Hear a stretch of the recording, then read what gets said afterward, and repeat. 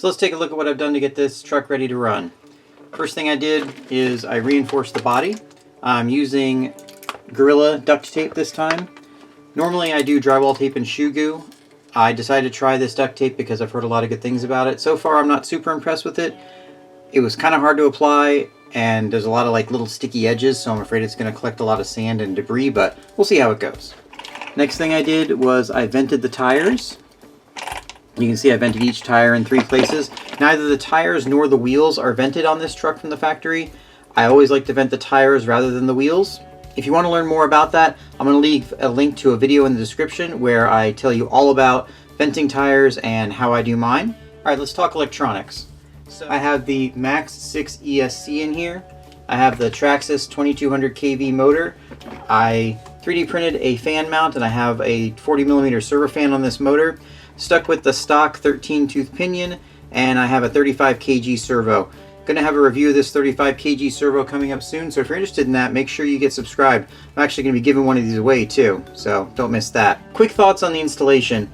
It was a bit of a pain. This radio box has to be removed to do the wiring, and the servo's attached to that. There's a bunch of screws, it's kind of a pain. Wire routing isn't the best. The ESC and radio box are really far away from each other, so the stock wire for the ESC wasn't really long enough. I had to use an extension. The ESC tray really isn't designed for the Max 6. It doesn't fit perfectly. I mean, it fits in here, but there's an issue with interference with some of the mounting screws.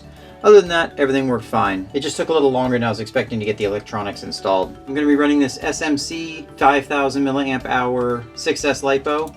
I've got a QS8 connector on it.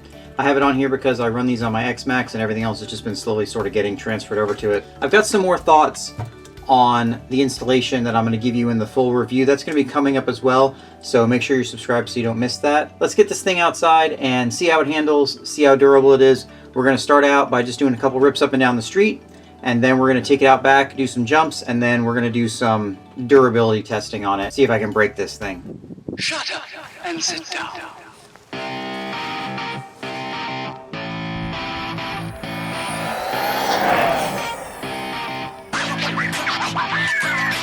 Pretty stable.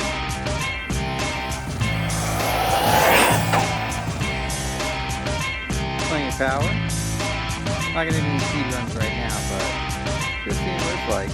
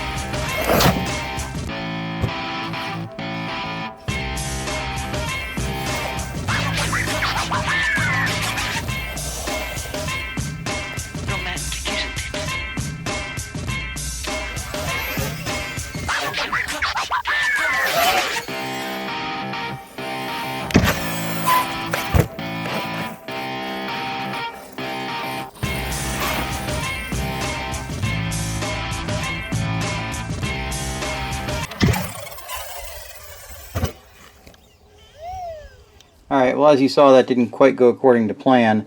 the pinion fell off pretty quickly on me. I'm not sure why that happened. I had it red Loctited in. Everything was clean before I put it in. It was nice and tight, and I did wait over 24 hours for it to cure. But sometimes these things just happen. The pinion was lost, so I've got to get another one and get it installed. Wait another 24 hours for it to cure. I'm also going to replace the differential fluid in the center differential. I can tell that this center diff fluid is way too thin for the kind of bashing that I do. I don't know what it is, but probably put some 1 million in there and see how that goes. So because the pinion fell off, we're going to have to hold off on the torture testing and the big jumps until the beginning of the review video, which will be coming up soon. So make sure you get subscribed for that, and we'll see you next time. Thanks for watching.